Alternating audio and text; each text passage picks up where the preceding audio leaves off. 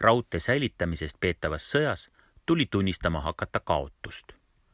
Vajasime mitte raudtee remonti, vaid täiesti uut kiiret raudteed. Millisel moel vääristada tuleviku jaoks kõige tähtsamat raudteeosa, raudteetammi? Jalgrattatee tegemise idee tundus lausa jalgratta leiutamisena.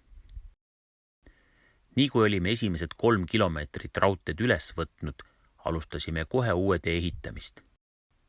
Asfaldilaotoriga laoti maha peenkruusa sõelmed 5 sentimeetrise kihina ja see rulliti kinni. Kuivades jäi see kiht küll natuke pehmeks, kuid tihenes iga vihmasajuga.